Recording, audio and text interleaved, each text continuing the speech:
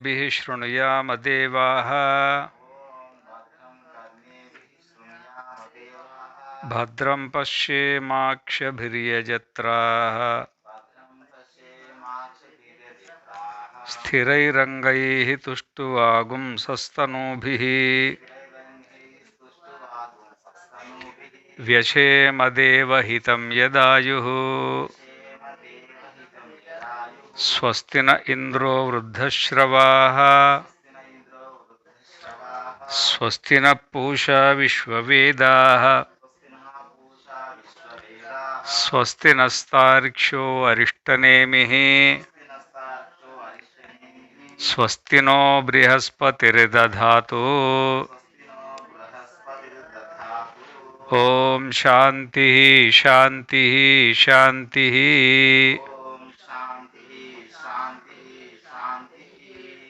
మాండూక్యోపనిషత్తు వైతథ్య ప్రకరణము.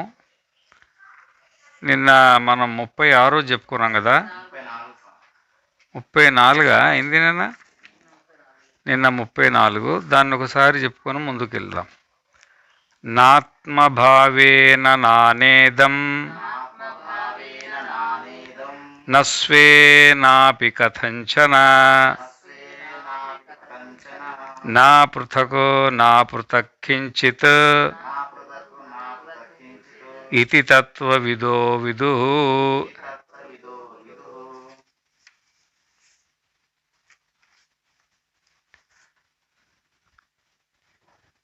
అయితే ఈ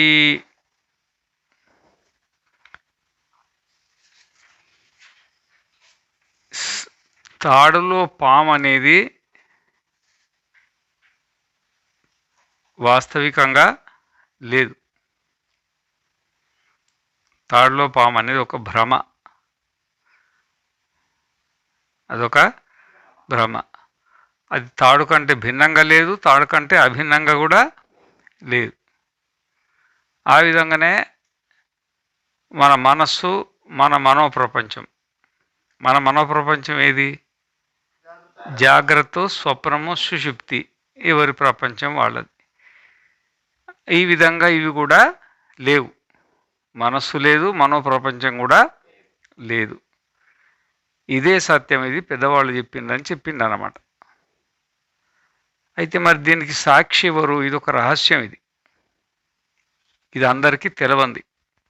ఇప్పుడు మీరు అధ్యయనం చేస్తున్నారు కాబట్టి మీకు తెలుస్తుంది. సామాన్యులకు తెలుస్తుందా? ఇది రహస్యం అన్నమాట. ఏంది రహస్యము?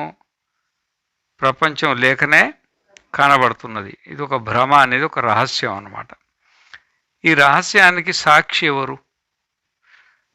ఈ రహస్యానికి సాక్షి సాక్షి సాక్షి అని ఎవరిని అంటారు?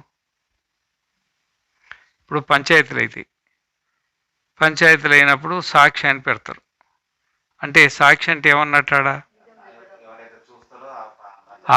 ప్రత్యక్షంగా చూసిన వాడిని సాక్షి అంటారు, ప్రత్యక్షంగా విన్నవాడిని సాక్షి అంటారు. నేను ఉన్నానయ్యా, నేను దగ్గరుండి విన్నా, నేను చూసినా, నేను విన్న సాక్షి. ఆ విధంగానే ఈ ప్రపంచం లేదనే దానికి సాక్షి ఎవరు? మరి ఎవరో ఒకరు అనుభవించి ఉండాలి కదా దీన్ని. అవునయ్యా, నేను నిజమే, వీరు చెప్పింది, వీళ్ళంతా చెప్పిందంతా నిజమే, తాడులో పాము లేనట్టుగానే ఈ ప్రపంచం కూడా లేదు, ఇది నేను అనుభవించిన, దీనికి నేను సాక్షిని అని ఎవరన్నా అన్నారు కదా. మనకు ఆ జ్ఞానం ఉందా? లేదు. మనం చెప్తే వింటున్నాం కానీ మనకు ఆ జ్ఞానం లేదు. ఇప్పుడు ఈ సమ్యక్ జ్ఞానమునకు సమ్యక్ జ్ఞానమును స్తుతి చేయబడుతున్నది. ఈ సమ్యక్ జ్ఞానం ఉంది కదా, ఈ సమ్యక్ జ్ఞానాన్ని అంటే ఆత్మజ్ఞానాన్ని స్తుతి చేస్తున్నారు అనమాట. ఇప్పుడు సాక్షి, దీనికి సాక్షి ఎవరు, దీని పద్ధతి ఏంది అని స్తుతి చెప్తున్నారు. అనండి. వీతరాగ భయక్రోధై మునిభిః వేదపారగై నిర్వికల్పో హ్యయం దృష్టః ప్రపంచోపశమోద్వయః. ఇంకోసారి. వీతరాగ భయక్రోధై మునిభిర్వేదపారగై నిర్వికల్పో హ్యయం దృష్టః ప్రపంచోపశమోద్వయః.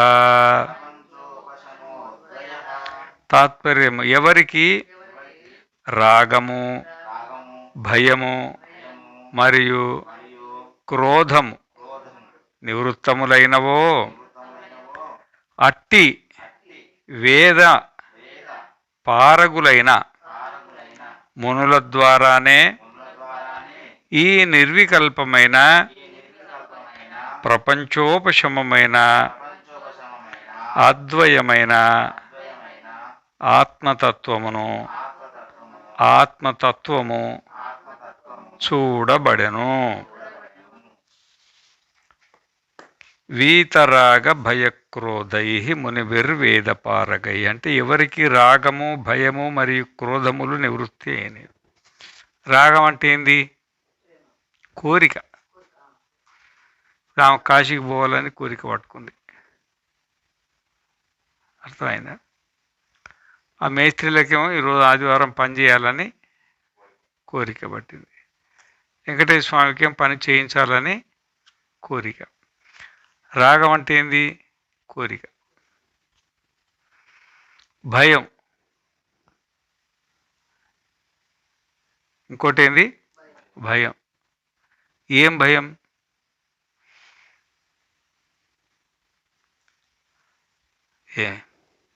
ఏం భయం చెప్పండి.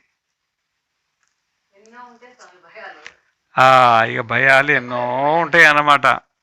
భర్తతో భార్యకు భయము, భార్యతో భర్త భయము, గురువుతో శిష్యుడికి భయము, శిష్యునితో గురువుకు భయము, పిల్లల భయము, వ్యాపారాల భయము, సంసారాల భయము, డబ్బుల భయము. పొద్దున్నే లేస్తే ఈ జీవితం అంతా భయాలతో కూడుకుంటుంది అనమాట. మరి కోరిక, భయము మరియు క్రోధం, కోపం, ఆవేశం. తన అనుకున్న పని జరగకపోతే, తనకు అనుకున్నట్టు జరగకపోతే ఏమొస్తుంది? క్రోధం అన్నమాట. ఇవి ఎవరికి లేవు, ఇవి లేవు. కొంతమంది అట్లాంటి వాళ్ళు ఉన్నారు. ఈ క్రోధము, రాగం, కోరికలు దేంట్లో పుడతాయి? మనసులో పుడతాయి. భయం దేంట్లో పుడుతుంది? మనసులో. కోపం దేంట్లో పుడుతుంది? అసలు మనస్సే లేకపోయా వాళ్ళకు మనస్సే లేదా? తాడులో పాము ఉందా? అట్లనే మనలో కూడా మనస్సే లేదు. మనస్సు ఉంటే మనస్సు ఎంబడి ఇవన్నీ ఉంటాయి. అసలు మనస్సే లేనప్పుడు ఇవన్నీ ఉంటాయి? అట్లా అట్టి వేదం యొక్క పారగాములు వాళ్ళు వేదాన్ని చాలా చక్కగా అర్థం చేసుకున్నారు. వేదాన్ని చాలా చక్కగా అర్థం చేసుకున్నారు అన్నమాట వాళ్ళు. ఇప్పుడు మనకు కోరికలు పడుతున్నాయి, మనకు వేదం అర్థమైనట్ట? మనకు భయాలు ఉన్నాయి, వేదం అర్థమైనట్ట? కోపం, గుస్స వస్తుందా లేదా? వాళ్ళకి రాదంట. మరి ఈ మాట ఎవరు చెప్తున్నారు? గౌడపాదాచార్యులు చెప్తున్నారు అన్నమాట. ఇట్లాంటి వాళ్ళు కొంతమంది వాళ్ళ గురువులను వాళ్ళు దర్శించుంటారు, వాళ్ళ గురువులు అట్లా ఉండుంటారు. ఆయన చూసి ఇట్లా చెప్తున్నాడు అన్నమాట. ఆత్మజ్ఞానం కలిగిన వాళ్ళు ఈ ప్రపంచం లేని స్థితిలో ఉంటారు. వాళ్ళు ప్రపంచం లేని స్థితిలో, మనమే ప్రపంచం ఉన్న స్థితిలో ఉన్నాం. మనం జాగ్రత్త అవస్థ ఉంది, స్వప్నావస్థ ఉంది, అన్ని అవస్థలు ఉన్నాయి. వాళ్ళకి ఏ అవస్థ లేదు. వాళ్ళు వేదం యొక్క పారగాములు. ఇక్కడ వేదం అంటే ఉపనిషత్తులు అన్నమాట. ఉపనిషత్తులను బాగా అధ్యయనం చేసిన వారు మునుల ద్వారానే. వాళ్ళు మునులు అంటే మననం చేసేవాళ్ళు. మునులు అంటే ఏంది? మనం కూడా మననం చేస్తున్నాం. దేని గురించి మననం చేస్తున్నాం? నేను ఎట్లా బతకాలా, నా బతికింది, బతకడానికి పైసలు కావాలా, నాకు పైసలు ఎట్లా? ఇక మన మననం వేరు. మనం దేని గురించి మననం? ఎవరి సంసారాన్ని వాళ్ళు మననం చేస్తున్నారు. కానీ ఇక్కడే మననం ఉంది, ఆత్మ అనాత్మ విచారణ మనన. ప్రపంచం లేదంటుండ్రు. ఈ ప్రపంచం లేమిని ఏ విధంగా మనం దర్శించుకోవాలి? మరణం ద్వారానే ఈ నిర్వికల్పమైన ప్రపంచోపశమమైన అద్వైతత్వం చూడబడను. దీంట్లో ఏం వికల్పాలు లేదు. జాగ్రత్త వికల్పం లేదు, స్వప్న వికల్పం లేదు, సుషుప్తి వికల్పం లేదు, మనం ఏది లేదు, నిర్వికల్పం. ప్రపంచోపశమం. మనస్సు ఉంటే జాగ్రత్త ఉంటుంది, స్వప్నం ఉంటుంది, సుషుప్తి ఉంటుంది, ప్రపంచం ఉంటుంది. మనస్సు లేనప్పుడు జాగ్రత్త లేదు, స్వప్నం లేదు, సుషుప్తి లేదు, దానికి సంబంధించిన ప్రపంచం కూడా లేదు. అద్వయం. ప్రపంచము ఉంటే నేను, ప్రపంచం అని రెండు ఉంటాయి. అసలు ప్రపంచమే లేదు, అద్వయం. ఈ తత్వము వాళ్ళు చూశారంట. ఈ తత్వం వాళ్ళు ఇంతకుముందు చెప్పినటువంటి తత్వం ఉంది కదా, ఆ తత్వం అనేది వాళ్ళు దర్శించుకున్న వాళ్ళు ఉన్నారు. అంటే నేను ఊరికే రాస్తలేను, నేను రాసిన దానికి ఒక ఆధారం ఉంది. మా గురువులు ఉన్నారు, జ్ఞానులు ఉన్నారు. వాళ్ళు ఈ విధంగా కోరికలు లేని, భయం లేని, క్రోధం లేని, ప్రపంచం లేని స్థితిలో వాళ్ళు ఉన్నారు. నేను చెప్పిన దానికి వాళ్ళే సాక్ష్యం. నేను చెప్పిన దానికి వాళ్ళే సాక్ష్యం అనే సాక్షిగా ఆ పెద్దవాళ్ళు సమాధిని పొందిన వాళ్ళని చూపిస్తున్నారు. ఎవరు? గౌడపాదాచార్యులు అన్నమాట. ఇక భాష్యార్థం, దీనికి సంబంధించినటువంటి భాష్యం శాంకర భాష్యం ఉంది కదా, ఆ శాంకర భాష్యం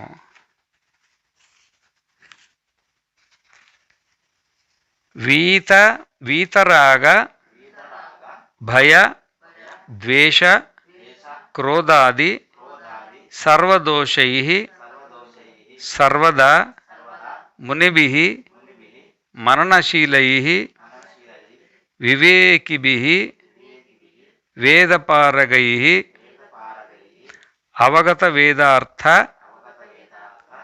తత్వైః జ్ఞానిభిః నిర్వికల్పః సర్వవికల్పశూన్యో అయమాత్మా ద్రష్టః ఉపలబ్ధో వేదాంతార్థ తత్పరైః ప్రపంచోపశమః.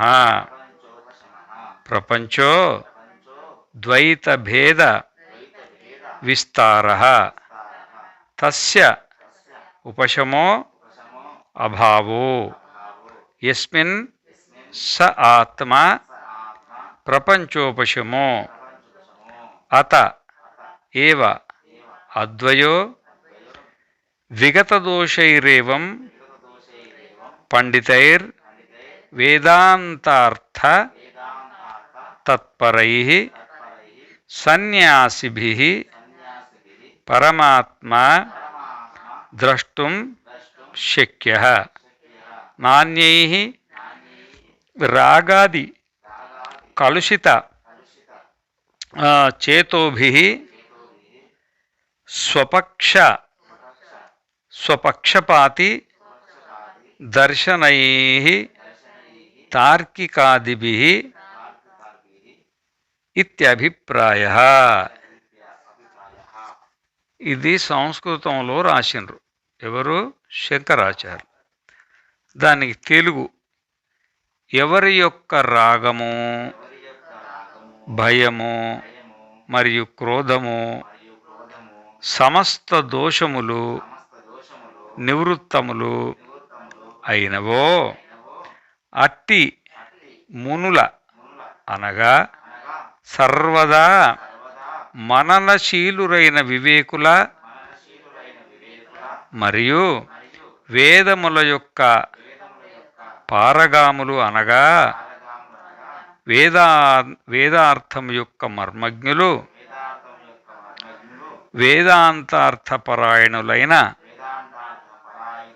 తత్వజ్ఞానుల ద్వారా ఈ సకల ప్రకారములైన వికల్పములు లేని నిర్వికల్పము మరియు ప్రపంచోపశమము ద్వైత రూప భేదము యొక్క విస్తారమే ప్రపంచం. అది దేనియందు నివృత్తమగుచున్నదో ఆ ఆత్మ ప్రపంచోపశమమై ఉన్నది. కావుననే అద్వయమైనట్టి ఈ ఆత్మ పండితులు అనగా వేదార్థమునందు తత్పరులు దోషహీనులైన సన్యాసుల ద్వారానే చూచుటకు వీలగుచున్నది. ఎవరి చిత్తము రాగాది దోషములతో దూషితమగుచున్నదో మరియు ఎవరి యొక్క దర్శన శాస్త్రము తన పక్షమునే వహించుటకు ఆగ్రహించుచున్నదో ఆ ఇతరులైన తార్కికాదులకు ఈ ఆత్మ యొక్క సాక్షాత్కారము కలగనేరదు అని ఈ కారికకు తాత్పర్యం. భాష్యార్థం. ఎవరి యొక్క రాగము భయము మరి క్రోధాది సమస్త దోషములు అంటే మనసులో కామము క్రోధము లోభము మోహము మదము మాత్సర్యం అన్నీ ఉత్పత్తి అవుతాయి కదా. ఏదో రాగము భయము క్రోధం అనేది ఉపలక్షణం కోసం కొన్ని చెప్పిండు, కానీ మనసులో ఎన్ని దోషాలు ఉంటాయో అన్ని దోషాలు కూడా నివృత్తి కొంతమందికి పోతాయంట, కొంతమందికి పోతాయి. ఇప్పుడు ప్రపంచం కనబడదు అనుకో, ప్రపంచం కనబడితే మనసు మారుతుంది, ఎవరికైనా మారుతుంది ఏదో రకంగా. ఏదో ఒక రకంగా ఎవరైనా మనిషి కనబడ్డాడు అనుకోండి, ఆ మనిషిని చూసి ఇష్టపడతారు కొంతమంది, కొంతమంది ఇష్టపడరు, కొంతమంది మనకెందుకులే అన్నట్టు ఉంటారు. ప్రపంచంలో ఏ వస్తువు కనబడ్డా కానీ ఆ వస్తువు మనకు ఉంటే బాగుండని కొంతమంది అనుకుంటారు, వద్దని కొంతమంది అనుకుంటారు, మనకెందుకని కొంతమంది. ఇట్లా అనుకోవడం ఏది అనుకుంటుంది? మనసే. ఏదనుకుంటుంది? మనసే అన్నమాట. కాబట్టి ప్రపంచం అనేది కనబడితే మనస్సు పరిస్థితి ఎట్లుంటుందంటే, ఒక దీపం పెట్టినామనుకో గాలిలా, ఏ దీపం లేకపోతే అది ఏ గాలి లేకపోతే ఎట్లుంటుంది? దీపం కదలకుండా ఉంటుంది. గాలి తగిలిందనుకో అది దాన్ని కదలకుండా ఉండడానికి ఆపడానికి వీలవుతుందా? కాదు, కదులుతుంది అన్నమాట. ఆ విధంగానే ఈ ప్రపంచం అనేది ఒక గాలి. కంటిగుండ రూపాలు ఒక గాలి, చెవిగుండ శబ్దాలు ఒక గాలి, నాలిక గుండ రుచులు ఒక గాలి, ముక్కుగుండ వాసనలు ఒక గాలి, చర్మగుండ స్పర్శలు ఒక గాలి. ఇదంతా మనసులో ప్రవేశిస్తే ఆ మనసు ఎట్లా దీపం లాంటిది. అది ఈ గాలి తగలంగానే మనసు కదులుతుంది, కావాలనని అంటది, వద్దనని అంటది, నాకెందుకులే అన్న అంటది. ఇదంతా కదలికలు అనేది సహజం. ఇది ఏంది? సహజం. ఏ ప్రాణికైనా సహజం అన్నమాట. అసలు మనసే లేదనుకో, మనసే లేదనుకో అప్పుడు కదిలేది ఏముంటుంది? ఇంకా ఆడ తాడు ఉంటే ఆ తాడుని తాడుల పాము కనబడితే ఆ పాముతో భయమన్నా కలుగుతుంది, పాము పైన ప్రేమనన్నా కలుగుతుంది, ఆ పాము కావాలని అంటుంది, వద్దని. అసలు పామే లేదనుకో దాని మీద ఏదైనా ఉంటుందా? వస్తువు ఒకటి ఉంటే దాని మీద ఏదో ఒకటి అభిప్రాయం ఏర్పడుతుంది. వస్తువే లేనప్పుడు అభిప్రాయం ఏర్పడుతుందా? అదే విషయం చెప్తుండే. ఎవరి యొక్క రాగము భయము మరి క్రోధాది సమస్తములు నివృత్తములైనవో అట్టి మునులు అనగా సర్వదా మననశీనులైన వివేకులు, వేదముల యొక్క పారగాములు అనగా వేదార్థము యొక్క మర్మజ్ఞులు. వేదపారగులు అంటే ఏంటంటే వేదార్థాన్ని యొక్క మర్మజ్ఞులు. మర్మజ్ఞులు అంటే ఏంటంటే శబ్దాలు పట్టుకొని చాలామంది శబ్దాలు వెంబడి తిరుగుతుంటారు. ఇప్పుడు కరెంటు తీగలు వెంబడి కరెంటు పోతుంటుందిగా, పక్కన పెడితే పోతుందా అది? పోదు. ఆ కరెంటు తీగల వెంబడి కరెంటు పోయినట్టు వీళ్ళు శబ్దాలు వెంబడి తిరుగుతుంటారు. ఇంకా అనుభవం దగ్గరికి రారు. దాన్ని కంఠస్థం చేయను, నీకు చెప్పను, వాళ్ళకి చెప్పను, వాళ్ళు ఈ శబ్దాలు వెంబడే తిరుగుతుంటారు అన్నమాట. శబ్దాలు వెంబడే తిరుగుతుంటారు. శబ్దజాలం మహారణ్యం చిత్త భ్రమర శోభితం. శబ్దజాలంలో పడిపోతే అంటే ముందు వ్యాకరణం అయిపోవాలా. వ్యాకరణం అయిన తర్వాత మళ్ళీ పూర్వమీమాంస చదవాలా, తర్వాత ఉత్తరమీమాంస చదవాలా, తర్వాత సాంఖ్యం చదవాలా, తర్వాత యోగం చదవాలా, తర్వాత వైశేషిక, మళ్ళీ ఇవన్నీ కంఠస్థం చేయాలి. ఇవన్నీ కంఠస్థం చేయాల. ఈ శబ్దం ఏ ధాతువుతో పుట్టింది, మరి ధాతువుకి ఏం అర్థము, ఈ శబ్దానికి మూల ధాతువు ఏది, దీనికి ఏం ప్రత్యయమైంది, మరి ఈ రెండు శబ్దాలు కలిసినాయి, దీనికి ఏం సమాసం అయింది, కర్మధారయ సమాసం అయిందా, మరి లేకపోతే షష్ఠి తత్పురుష సమాసం అయిందా, ఇక ఈ వీటిల్లే తిరుగుతుంటుంది తప్ప దాన్ని వదిలి ఆత్మస్వరూపంలోకి వాళ్ళు రారు. దాన్ని వదిలి తన స్వరూపంలో ఉంటే అది చెప్పిన దాన్ని ఆచరించినట్టు. చెప్పిన దాన్ని మర్మజ్ఞులు అంటారు. దాన్ని ఏమంటారు? మర్మజ్ఞులు అంటారు అన్నమాట. మా స్వాములారు ఒక కథ చెప్పేది. ఒక ఆయన నాలాగానే వేదాంతం ఉపదేశిస్తుండేది. ఈ వేదాంతం వినడానికి అందుబాటులో ఉండే భక్తులు వచ్చి వినేవాళ్ళు. అర్థమైంది? అందుబాటులో ఉన్న భక్తులు వినేవాళ్ళు. మాండూక్యోపనిషత్తు మొత్తం అయిపోయింది. 4 ప్రకరణాలు అయిపోయినా కానీ మరి అనుకుంటున్నారు అన్నమాట, ఈ స్వామి 4 ప్రకరణాలు చెప్పింది కానీ మాకు సమాధి కలగలేదు, మాకు ప్రపంచం కనబడుతూనే ఉంది.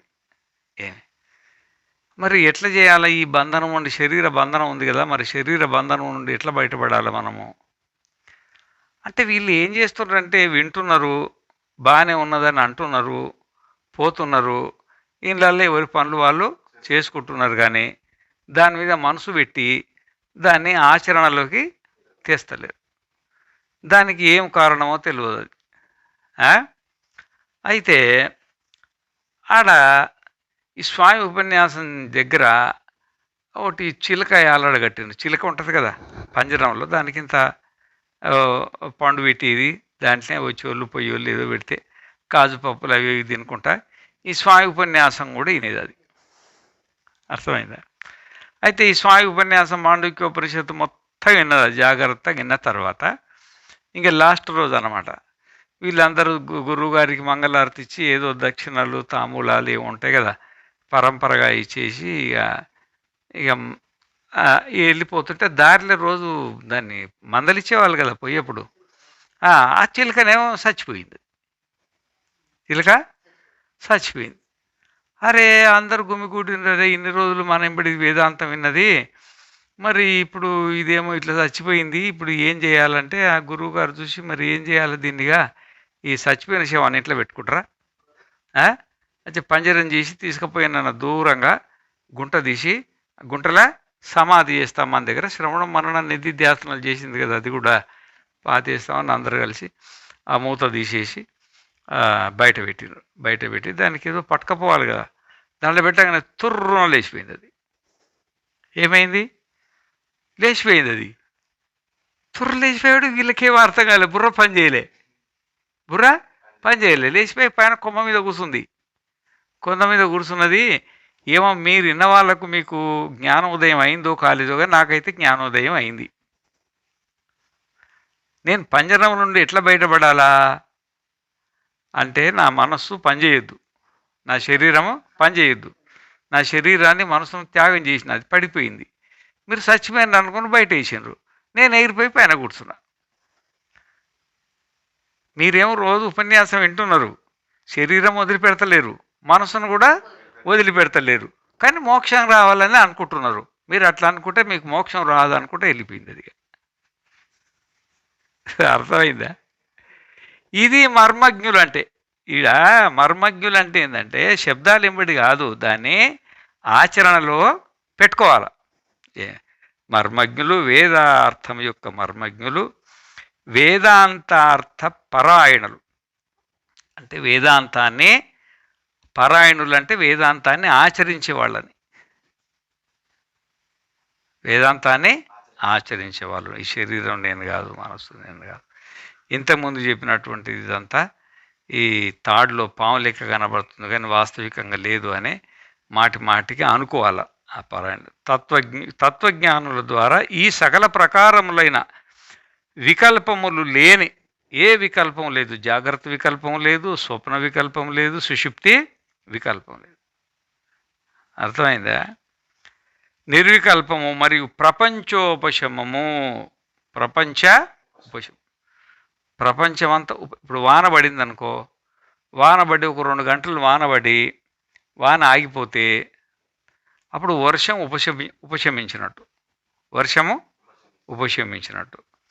పగలిపూట అంతా ఎండగొట్టి రాత్రిపూట పొద్దు మోక్తే అప్పుడు ఏమైంది? సూర్యుడు ఉపశమించినట్టు అన్నమాట.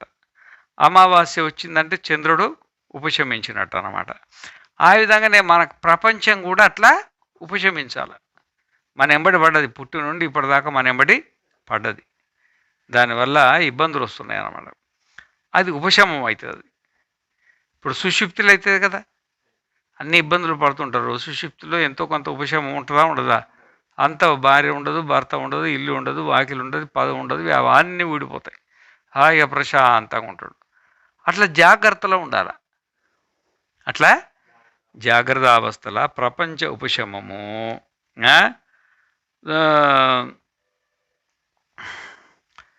ప్రపంచ ద్వైతరూప భేదం యొక్క విస్తారమే ప్రపంచం.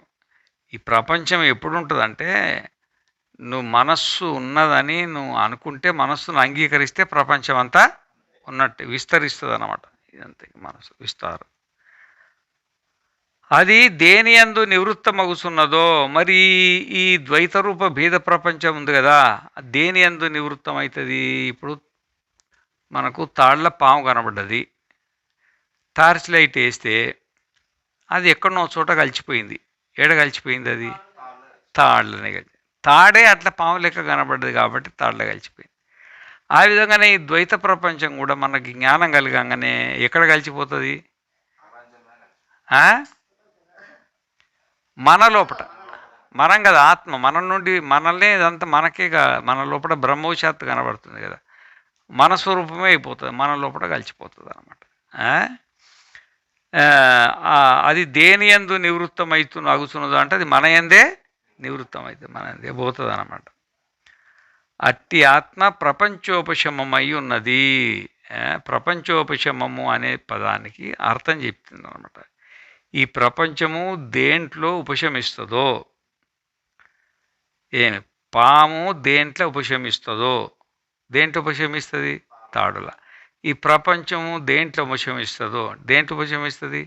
మనలోనే పుట్టింది, మనల్ని ఆధారం చేసుకునే ఉన్నది, తిరిగి మనలోనే లయం కావాలి, అది ఉన్నది. కావుననే అద్వయమైనట్టి ప్రపంచం ఉంటే ద్వైతం ఉంటుంది, ప్రపంచం లేనప్పుడు ఇంకేముంటుంది? అద్వయం, మనం ఒక్కలమే ఉంటాం.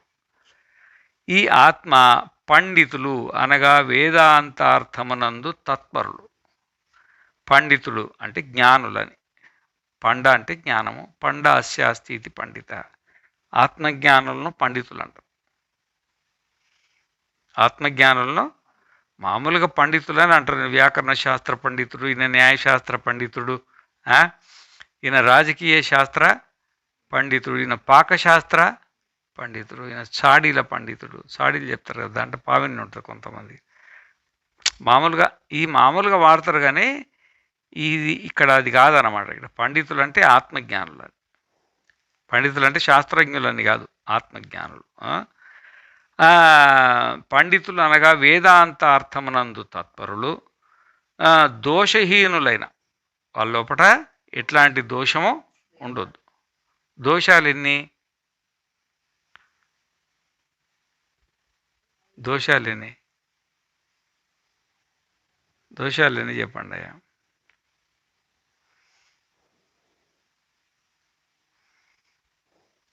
6 దోషాలన్నీ 6. కామము, క్రోధము, లోభము, మోహము, మదము, మాత్సర్యం. 6 దోషాలు. ఈ 6 దోషాలు మనస్సు ఉంటే ఉంటాయి. అసలు మనస్సే లేదని వీళ్ళకి నిర్ణయం అయిందనుకో, ఇక దోషాలు ఉంటాయా? అదే అన్నమాట ఇక్కడ. దోషహీనులైన సన్యాసులు మళ్ళా. దోషహీనులైన సన్యాసులు. సన్యాసులు అంటే ఏంది? సన్యాసులు అంటే వస్త్ర సన్యాసులు వేరే. వస్త్ర సన్యాసం వేరే. గృహస్థ ఆశ్రమ వస్త్రాలు తీసుకొని సన్యాసాశ్రమ వస్త్రాలు కట్టుకుంటారు. దాన్ని ఆశ్రమ సన్యాసులు అంటారు. ఏమంటారు? అంటే బ్రహ్మచర్య ఆశ్రమం, గృహస్థ ఆశ్రమం, వానప్రస్థ ఆశ్రమం, సన్యాస ఆశ్రమం. దీన్ని ఆశ్రమ సన్యాసులు అంటారు. చతురాశ్రమాలలో సన్యాసులు. ఇక్కడ ఏంది అంటే, ఇక్కడ సన్యాసం ఏంది అంటే, ఈ ప్రపంచం లేదు అని దాన్ని వదులుకోవడమే సన్యాసం. ఇది ప్రపంచం లేదు, భ్రమ. ఆడ పాము ఉందా? లేదు. ఆడు ఉండేది ఏంది? తాడు. ఈడ ప్రపంచం ఉందా? లేదు. ఎవరు ఉండేది? ఎవరు? మనమే అని ఈ ప్రపంచాన్ని వదులుతాం చూడు, అదే నిజమైన సన్యాసం.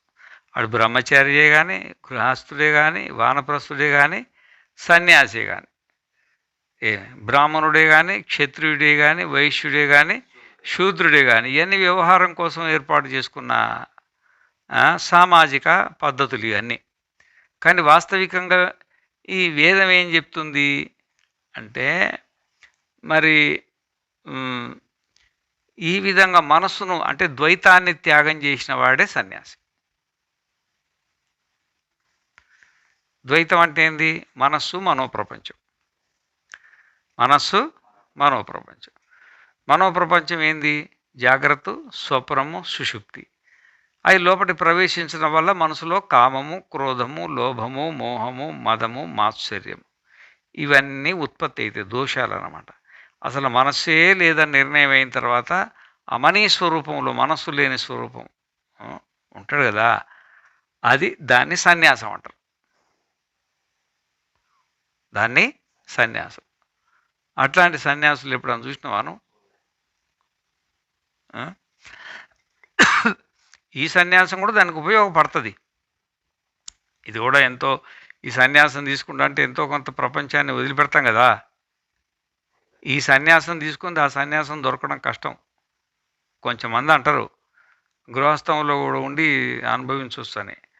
అది అనుభవించవచ్చేమో మనకు తెలియదు, కానీ అది చాలా కష్టంతో కూడుకున్న వ్యవహారం. సాధించవచ్చు అని అంటారు, సాధించవచ్చు అని అంటారు. అట్లా అన్నోళ్ళు అయితే నాకు సాధించినట్టు ఇక్కడ నాకు దర్శనం కాలే. ఉంటే ఉన్నారేమో మహానుభావులు, ఏ లోకంలో ఉన్నారో తెలియదు. కానీ గృహస్థాశ్రమాన్ని త్యాగం చేసి సన్యాసం తీసుకున్న వాళ్ళైతే కొంతమంది మనకు కనిపిస్తారు. ఎందుకంటే వాళ్ళకి సమయం దొరుకుతుంది. వాళ్ళకు గృహస్థాశ్రమంలో ఉండి వ్యాపారం చేసుకుంటూ, ఉద్యోగం చేసుకుంటూ, రాజకీయం చేసుకుంటూ, మళ్ళీ ఇంటికి వచ్చిన తర్వాత ఇల్లు వ్యవహారాలు అన్నీ చూసుకుంటూ నేను ఆత్మను అంటే అది వాళ్ళకు సాధన చేయడానికి అవకాశం దొరుకుతుందా? దొరకదన్నమాట. అందుకనే సన్యాసం తీసుకురానుకో ఇదంతా ఉండదు కదా. ఈ రాజకీయం ఉండదు, ఉద్యోగం ఉండదు, వ్యాపారం ఉండదు. ఏడ కూర్చుని నేను ఆత్మను, ప్రపంచం లేదు, నేను ఆత్మను అనుకున్నా వీరికి నడుస్తుంది, సాధన నడుస్తుంది. వాళ్ళు కూడా చేస్తే నడుస్తుంది, కానీ అవకాశం దొరుకుతుందా? అదే అన్నమాట. అందుకని అవకాశం దొరకనందువల్ల గృహస్థాశ్రమానికంటే సన్యాసాశ్రమం ఆత్మజ్ఞానానికి దగ్గరది. ఆత్మజ్ఞానానికి దగ్గరది అని గృహస్థులకు సన్యాసం ఈ సన్యాసం లభించదు అంటే లభిస్తుంది, కానీ చాలా కష్టంతో కూడుకున్న పని. చాలా కష్టంతో కూడుకున్న పని. కృషి చేస్తే వస్తుంది. మరి నువ్వు సంసారాన్ని లేని వాడివి, నువ్వు మనసునే వదిలిపెడతావు? ఓ మాట అనుకోవడానికి నువ్వు సన్యాసం గృహస్థాన్ని వదిలిపెట్టి సన్యాసం తీసుకోవడానికి నువ్వు సిద్ధంగా లేనివాడివి, నువ్వు మనసునే వదిలిపెడతావు? మనసును ఎక్కడ వదిలిపెడతావు? అది చెప్పుకోవడానికి బాగానే ఉంటుంది, కానీ ఆచరణలో మాత్రం కొంచెం దూరం అవుతుంది అన్నమాట. అది ఆచరణలో మాత్రం. కానీ అసలు సన్యాసం ఏంటంటే మనోత్యాగమే సన్యాసం. ఆ సన్యాసం ఉన్నా అది సాధనా సన్యాసం. బ్రహ్మచర్యం ఒక సాధన, గృహస్థం ఒక సాధన, వానప్రస్థం ఒక సాధన, సన్యాసం ఒక సాధన. కానీ అసలుదేంది, అన్నిటి ముఖ్య ఉద్దేశం ఏంటంటే తాడులో పాము లేనట్టుగా మనలోన ఈ ప్రపంచం లేదు అని నిర్ణయించుకొని మన స్వరూపంలో ఉండడమే నిజమైన సన్యాసం. ఎక్కడున్నా సరే ఎవరి అది సన్యాసుల ద్వారానే చూచుటకు వీలగును. అట్లాంటి వాళ్ళే ఈ అద్వయ స్వరూపాన్ని చూడడానికి, అంటే ప్రపంచం లేని స్వరూప స్థితిని దర్శించడానికి, అంటే అనుభవాన్ని తెచ్చుకోవడానికి వీలవుతుంది అని అంటున్నాడు. లేకపోతే వీలు పడదు. ఎవరి చిత్తము రాగాది దోషముతో ఉంది, లా పెట్టుకోవాలి మధ్యలో. ఎవరి చిత్తము రాగాది దోషములతో దూషితమగుచున్నదో, మరియు ఎవరి యొక్క దర్శన శాస్త్రము తన పక్షమునే వహించుటకు ఆగ్రహించుచున్నదో ఆ అన్య తార్కికాదులకు ఈ ఆత్మ యొక్క సాక్షాత్కారము కలగనేరదు. అంటే ఇది మనం చెప్పుకునేది వేదాంత శాస్త్రం కదా. ఈ మోక్షానికి వేదాంత శాస్త్రమే కాక ఇంకా సాంఖ్యం ఉన్నది, యోగం ఉన్నది, పూర్వమీమాంస ఉన్నది, న్యాయం ఉంది, వైశేషికం ఉంది. ఇంకా ఇవి కాక ఇంకా 5 శాస్త్రాలు ఉన్నాయి. 5 శాస్త్రాలు. అయితే ఈ 5 శాస్త్రాలు చదివిన వాళ్ళు ఉంటారు కదా. ఇప్పుడు కొంతమంది న్యాయశాస్త్రంలో ప్రవీణులు ఉంటారు, కొంతమంది యోగ దర్శనంలో ప్రవీణులు ఉంటారు, కొంతమంది సాంఖ్య దర్శనంలో ప్రవీణులు ఉంటారు. వీళ్ళ పరిస్థితి ఏంది చెప్తున్నాడు. వాళ్ళు శాస్త్రాన్ని అధ్యయనం చేసిండ్రు, బాగా అధ్యయనం చేసిండ్రు. దాంట్లో వ్యాకరణ దోషాలు పడతారు, అన్ని దాంట్లో సందులు సమాసాలు అన్నీ చక్కగా అధ్యయనం చేస్తారు. అధ్యయనం చేసినా కానీ పరిస్థితి ఎట్లుంటుందంటే, మరి వాళ్ళ లోపల కోరికలు చచ్చిపోవంట.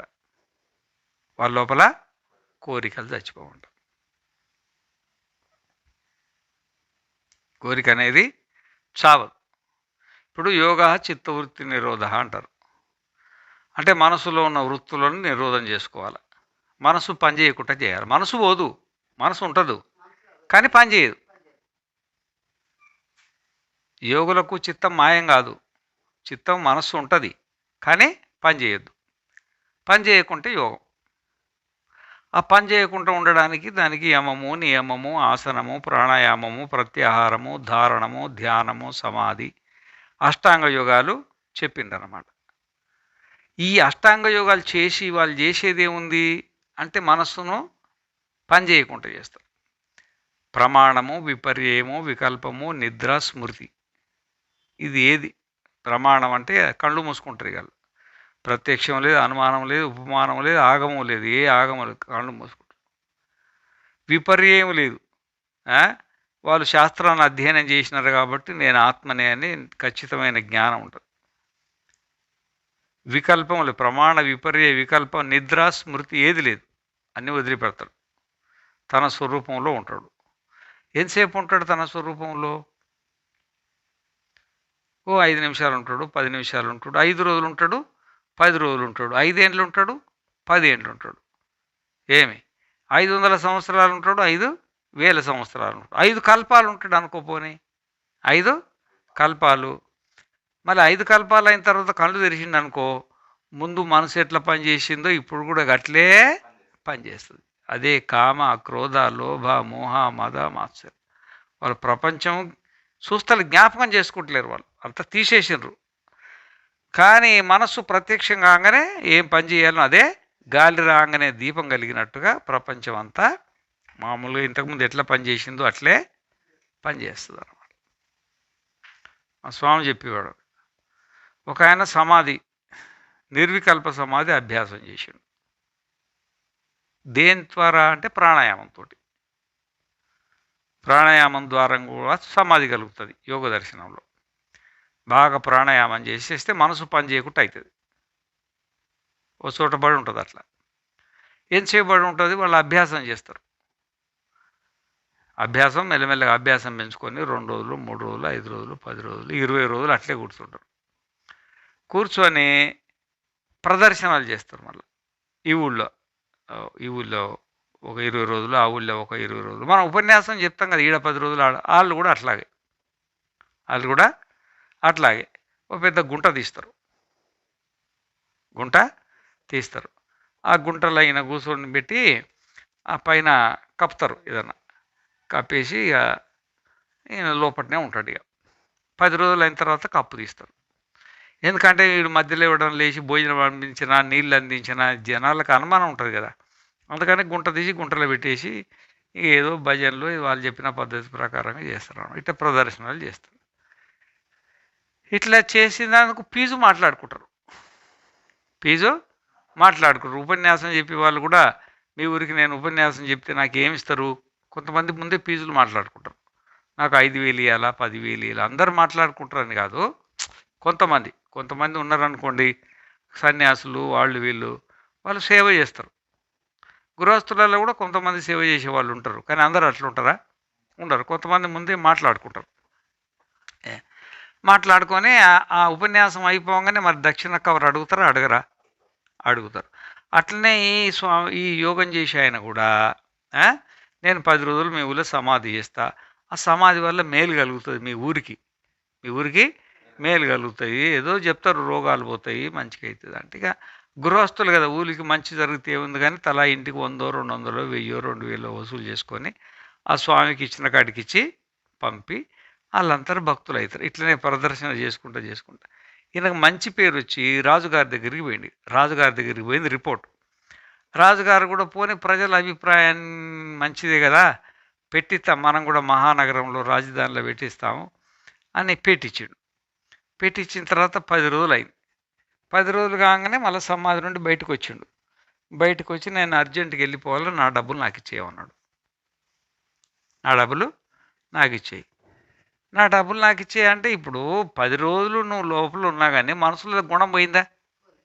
కోరిక పోయిందా? ఏమి రాజుగారు అన్నారు అనమాట, 4 రోజులు ఆతిథ్యం తీసుకోరాదా, తర్వాత నిదానం లేదు వెళ్ళాలి, నేను మాట ఇచ్చినాడా, నేను వేరే ఇంకో రాజ్యంలో మాట నేను వెళ్ళాల్సిందే. అప్పుడే కోపం కూడా వచ్చింది. అన్నమాట. ఈ విధంగా ఈ మిగతా శాస్త్రాలల్లో ఏదైతే ఉపదేశం చేసిండ్రో మనస్సు నిరోధానికి, ఆ నిరోధంలో మనస్సు ఏమో నిరోధం అవుతుంది, కానీ మనస్సు అనేది ఉంటుంది. మనస్సు అనేది ఇప్పుడు మనం సుషుప్తిలో మనస్సు నిరోధం అవుతుంది. రాత్రిపూట పండుకుంటాం కదా, జాగ్రత్త అయింది, స్వప్నం అయింది. సుషుప్తులు ఏమవుతుంది అప్పుడు? మనస్సు నిరోధం. ప్రమాణం ఉండదు, విపర్యము, వికల్పము, నిద్ర, స్మృతి ఏది ఉండదు ఆడ. ఇక నిద్ర అంటే సుషుప్తి నిద్రనే అనుకోండి. కానీ అక్కడ ఏ కోరిక ఉండదు. మళ్ళీ తెల్లగారంగానే నిన్నటి ఎన్ని ఉన్నాయో అన్నీ ఉంటాయా, వస్తాయా రావా? ఈ యోగులకు, ఈ నైయాయికులకు, ఈ వైశేషికులకు వీళ్ళందరికీ కూడా అన్నీ అట్లే ఉంటాయని చెప్తున్నాడు ఈయన.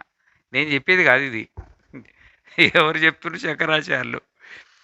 ఇవి ఒక అద్వైత వేదాంతం తప్ప మిగతా శాస్త్రాలు చదివిన వాళ్ళ మనసు అంత కల్మషంగా ఉంటుంది. వాళ్ళు ఎన్ని శాస్త్రాలు చదివినా ఈ అమనీయ స్థితి అనేది వాళ్ళకు రాదు. అది ఎట్లుంటుందంటే, ఓ నిరోధం ఎంతసేపు చేస్తావు? నిరోధం కూడా దానికి సమయం ఉంటుంది, మళ్ళీ బయటికి లేవాలిగా. మళ్ళీ నీ ప్రపంచం నీ ఎమ్మడే ఉంటుంది. ఇంతకుముందు ఎంత ఉందో అంత అట్లా ఉంటుంది అన్నమాట. ఒక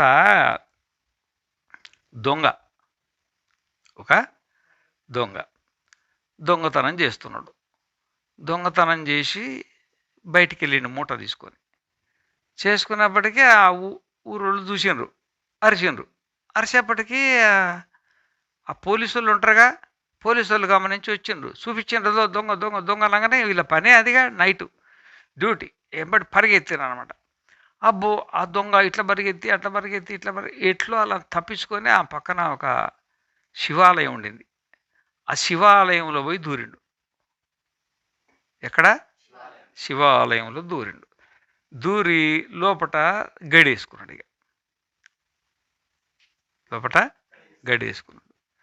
ఇక మసక చీకటి, ఎన్నెల తక్కువ ఉంది. ఇక ఫుల్గా నీళ్ళు తాగినాడు, అన్నం తినిపోయిండు కదా దొంగతనానికి. ఇక కొంతసేపు గంట 2 గంటలు ఓపిక పట్టుకుండగానే ఈయనకు అనుమానం ఏందంటే, ఆ ఎదురుగా నంది ఉంది గదా! ఆ నంది ఆహ్, ఆ ఎలుతురుల కొద్దిగా కనబడిన ఎలుతురుల పోలీసోళ్ళ లెక్క కనబడుతుండు. వీళ్ళకి అనుమానం గదా పోలీసుల మీద. వీనికెట్లా కనపడ్డరంటే, ఇప్పుడు దేవుని దర్శనం చేసుకోవడానికి ఒక చిన్న రంధ్రం ఉంటది దర్వాజాకు. ఆ! చిన్న రంధ్రం ఉంటది. ఎవరన్నా పూజారి లేనప్పుడు దేవుని దర్శనం చేసుకొని పోవాలంటే, దాన్ని కూడా చూసి దండం పెట్టుకొని పోతారన్నమాట. అట్లా. ఈ లోపట నుండి ఆ రంధ్రం నుండి చూస్తున్నాడన్నమాట పోలీసులు. ఈడికి మనసు దేని మీద ఉంది? పోలీసుల మీద ఉంది కాబట్టి ఈళ్ళు పోలీసోళ్ళ లెక్కనే కనపడుతున్నాడు. ఈయన పరిస్థితి ఏందంటే బాగా ఒంటికొస్తున్నది వీడికి. లోపల ఒంటికి పోస్తామంటేనేమో శివాలయం. బయటికి పోదామంటే పోలీసులు. ఇదో ఈ యోగుల పరిస్థితి గిట్లుంటదంట. ఎవరి పరిస్థితి? ఏ యోగులు? సాంఖ్య యోగులే గాని, పతంజలి యోగులే గాని, తర్వాత న్యాయ యోగులే గాని, ఆ తర్వాత దర్శన యోగులే గాని, ఆ! ఏ ఆ తర్వాత ఈ పూర్వమీమాంస యోగులే గాని, మిగతా శాస్త్రజ్ఞులు కూడా కొంచెం సేపు లోపటుంటరు. కానీ లోపట ఉండనిస్తదా మనసు? వాడిని లోపట ఉండనిస్తలేదు. ఏంది లోపట గల్లిపెడుతుంది? ఇప్పుడు శివాలయంలో దూరిండు. ఆ లోపట ఉండనిస్తలేదు. ఏంది ఉండనిస్తలేదు? వాడికి ఒంటికొస్తుంది. ఒంటికి ఆ విధంగానే మిగతా వాళ్ళకేముంటుంది, మిగతా శాస్త్రజ్ఞులకి ఏముంటుందంటే లోపట మనసు ఉండనీయదనమాట. ఏదో ఉంటది. వాళ్ళకేదో ఒకటుండి అభ్యాసం తక్కువుండో, ప్రారబ్ధం తక్కువుండో, శరీరం అనుకూలించకనో ఏదో కారణాల వల్ల లోపల ఉండాలంటే ఎక్కువ కాలం ఉండలేరన్నమాట. ఎంతో కొంతకాలం ఉంటారు. ఎక్కువ కాలం ఉండలేదు. మనసు బలవంత పెడతది. మనసు ఏం చేస్తది? బలవంత పెడతది. మనం సుషుప్తిలో ఉంటాం. ఎంతసేపు ఉంటాం సుషుప్తిలో? ఒక వారం, 2 వారాలు ఉంటావా? ఆ! మరెందుకు ఉండవచ్చుగా అట్లా? నెట్టేస్తది. మనసు ఉండనీయదది. అది ప్రకృతి సహజం. నెట్టేస్తదనమాట. బయటికి నెట్టేస్తదో ఎట్లనో, మిగతా యోగులది కూడా పరిస్థితి నెట్టేస్తదనమాట. అట్లా ఉండనీయదు. అవని స్థితిలా ఉండనీయదు. మనస్సు వాళ్ళకుంటది. ఆ మనస్సు అనేది దానికొక అభ్యాసం ఉంటది. ఆ అభ్యాసం కొద్దీ అది ఉంటది. అభ్యాసం అయిపోగానే బయటకొస్తది. ఇప్పుడు మనకు కూడా చూడండి, ఒక అరగంట రోజు ధ్యానం చేసుకునేది అలవాటయిందనుకో, ఆ అరగంట సేపు మంచిగా కూర్చుంటదది. అరగంట తర్వాత ఏం చేస్తది? ఇక చాలులే, ఇక చాలులే, ఇక రేపు చేసుకుందాంలే, ఇక చాలులే, ఇక చాలులే ఏదేదో చెప్తుంటదది. ఆ! అభ్యాసం కొద్దీ అనమాట. ఇక్కడ వేదాంత శాస్త్రంలో ఏమున్నదంటే అసలు మనస్సే ఉండదిగ. మనస్సుంటే కళ్ళే పెడతది కదా! మనస్సే లేదు కదా వీళ్ళకు. అమని స్థితి కదా! అది చెప్తున్నానమాట. ఎవరి చిత్తము రాగాది దోషములతో దూషితమగుచున్నదో వాళ్ళ లోపట ప్రబలమైనటువంటి కోరిక, మా శాస్త్రమే గొప్పది, మా శాస్త్రమే చదవాల, మా శాస్త్రం కంటే పెద్ద శాస్త్రం ఇంకొకటి లేదు, మా శాస్త్రమే ప్రపంచంలో అంతా స్థాపితం చేయాల, మా శాస్త్రమే అంత ప్రపంచంలో మరి దీన్ని నిలబెట్టాల అని ఒక విచిత్ర, అంత దోషాలు ఉన్నా సరే అట్లా హఠ ఉంటుందంట వాళ్ళకు. అట్లా హఠ ఉంటుందని చెప్తున్నాడు అనమాట. రాగాది దోషములతో దూషితమగుతున్నదో ఎవరి యొక్క దర్శన శాస్త్రము చూడు, నేను చెప్పిన దర్శన శాస్త్రాలు. దర్శన శాస్త్రము తన పక్షమునే ఊహించుటకు ఆగ్రహించుతున్నది. దాంట్లో సత్య అసత్యాలు పక్కన పెట్టేసి మేం చెప్పిందే కరెక్ట్. మా కుందేలుకి 3 కాళ్ళు అంతే, మా కుందేలుకి 3 కాళ్ళు అంతే, మేం చెప్పిందే కరెక్ట్. అట్లా హఠం చేస్తారన్నమాట. తన పక్షమునే ఊహించుటకు ఆగ్రహిస్తున్నారు అంటే హఠం చేస్తున్నారు అనమాట. సున్నదో ఆ అన్య తార్కికాదులకు, తర్కశాస్త్రం ఉంటుంది, న్యాయశాస్త్రం ఉన్నది కదా, ఆదులకు అంటే అందరినీ తీసుకోండి, అందరిని కట్టగట్టి సముద్రంలో పడేస్తుండే. న్యాయశాస్త్రము, నైయాయికులు, వైశేషికులు, యోగులు, సాంఖ్యులు, పూర్వమీమాంసలు, ఇంకేమున్నాయి అన్నీ కట్టగట్టి ఆదులు ఈ ఆత్మ యొక్క సాక్షాత్కారం వాళ్లకు మేం చెప్పి ఆత్మ సాక్షాత్కారం కలగదు. ఎందుకంటే వాళ్ళు ఒక హఠం, మూర్ఖంగా హఠం పట్టుకొని కూర్చున్నారు అన్నమాట. హఠం, వాళ్ళు మనస్సు అనేది వాళ్ళకి సరిగా పనిచేస్తలేదు అనమాట. హఠం పట్టుకొని కూర్చొని మేమన్నది కరెక్ట్ అనుకొని ఈ ఆత్మ యొక్క సాక్షాత్కారం వాళ్ళకి కలగనేరదు అని దీనికి అభిప్రాయమై ఉన్నది. ఇప్పుడు దీనికి ఏంది అభిప్రాయం అంటే అది అభిప్రాయం అన్నమాట. ఏమి మిగతా మాకైతేనేమో అమనీ స్థితి అనేది కలుగుతుంది, మనస్సు లేని స్థితి మాకు కలుగుతుంది, మిగతా వాళ్లకు కలగదు. మాకు ప్రపంచమే లేదు, మనస్సే లేదు. వాళ్ళకి ప్రపంచం ఉంటుంది, మనస్సు ఉంటుంది. నైయాయికులు ఉన్నారనుకోండి, వాళ్ళ ప్రపంచం శాశ్వతంగా ఉంటుంది, వాళ్ళ ప్రపంచం శాశ్వతంగా ఉంటుంది. వాళ్ళు కొన్ని ద్రవ్యాలు చెప్తారన్నమాట. ద్రవ్యాలు శాశ్వతం, 9 ద్రవ్యాలు. ఎన్ని? 9. పృథివీ, అప్పు, తేజో, వాయు, ఆకాశ, కాల, దిక్కు, ఆత్మ, మనస్సు. మనస్సు ఉందిగా 9వది, అది శాశ్వతమైన ద్రవ్యం. వాళ్ళకు వదిలిపెట్టదు అది. నువ్వు వదిలిపెట్టవని అది పోదన్నమాట. వాళ్ళే శాశ్వతమైన పదార్థం కింద చేర్చింది. ఇక మోక్షం ఎట్లా వస్తుంది? అట్లా కొంచెం లోతు దిగితే చాలా అవుతుంది. ఇది ఉపన్యాసం చాలా పొడుగ్గా ఉంటుంది. ఆయన కొంచెం సంక్షిప్తం చేసి ముందు అంతా చెప్తాడు. దాని గురించి చెప్పుకుందాం. ఇప్పుడు చెప్పిన కాడికి అయితే అర్థమైందిగా. అనండి. వీతరాగ భయక్రోధై మునిభిర్వేద పారగై నిర్వికల్పోఖ్యయం దృష్ట ప్రపంచోపశమోద్వయః. ఓం భద్రం కర్ణేభిః శృణుయామ దేవాః భద్రం పశ్యేమాక్షభిర్యజత్రాః స్థిరైరంగైః తుష్టువాగుంసస్తనూభిः వ్యశేమ దేవహితం యదాయుః. స్వస్తి న ఇంద్రో వృద్ధశ్రవాः స్వస్తి న పూషా విశ్వవేదాः స్వస్తి నస్తార్క్ష్యో అరిష్టనేమిः స్వస్తి నో బృహస్పతిర్దధాతు. ఓం శాంతి శాంతి శాంతి.